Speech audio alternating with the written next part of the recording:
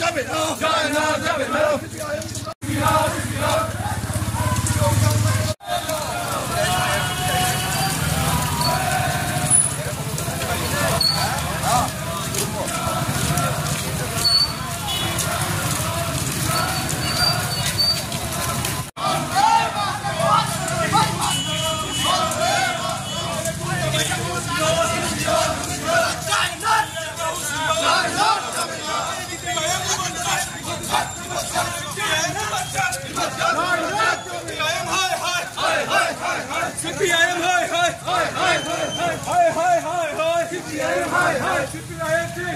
গতকালকে রাত্রে প্রায় আনুমানিক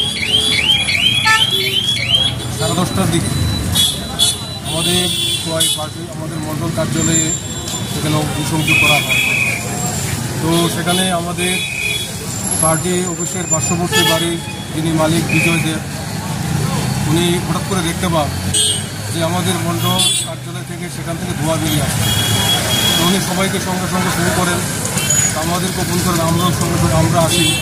উনি দেখতে পান প্রায় রাত্র 12টার পরে উনি ধোঁয়া দেখতে পান যে মণ্ডল কার্যালয় থেকে সেখানে ধোঁয়া বেরিয়ে আসে। আমরা আসি, কারণ ফায়ার ব্রিগেড আসে, এসে সেখানে অগ্নি সেখানে নিবারণ হয়।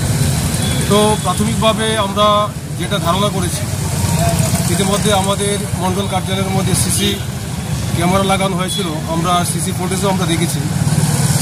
সিপিএমের আশ্রিত এক দুষ্কৃতকারী আমাদের মণ্ডল কার্যালয়ের মধ্যে প্রবেশ করে সেখানে উনি অগ্নিসংযোগ করেন। তো আমরা আইনের দ্বারস্থ হয়েছি, আইনের প্রতি আমাদের যথেষ্ট বিশ্বাস এবং ভরসা আছে যে উনি আমাদের প্রশাসন এটা ভালোভাবে দেখবেন যে যারা এই অগ্নিসংযোগের সঙ্গে যুক্ত তাদেরকে যাতে অ্যারেস্ট করা হয়, আমরা প্রশাসন দ্বারস্থ হয়েছি। তো আজকে এই ঘটনার পরিপ্রেক্ষিতে এখন আমরা একটা বিক্ষোভ মিছিলে সামিল হয়েছি। যে আপনারা জানেন যে গতকালকে সন্ধ্যার সময় আমাদের প্রতিপক্ষ রাজনৈতিক দল কমিউনিস্ট পার্টি আমাদের খোয়াই শহরে একটা বিক্ষোভ মিছিল তারা করে, এবং এই মিছিলে যারা বক্তব্য রেখেছিলেন তারা সেখানে উস্কানিমূলক বক্তব্য রাখেন। উস্কানিমূলক বক্তব্য রেখে বিভিন্ন ভাষায় তারা ভারতীয় জনতা পার্টিকে কালিমা লিপ্ত করার চেষ্টা করে। তো আমাদের ধারণা এখানে যে উস্কানিমূলক বক্তব্য কমিউনিস্ট পার্টি রেখেছেন তারই পরিপ্রেক্ষিতে তাদের দলের ক্যাডার, তাদের আশ্রিত যারা গুন্ডা, তারা সেদিন গত রাত্রে আমাদের পার্টি অফিসের মধ্যে অগ্নিসংযোগ করে।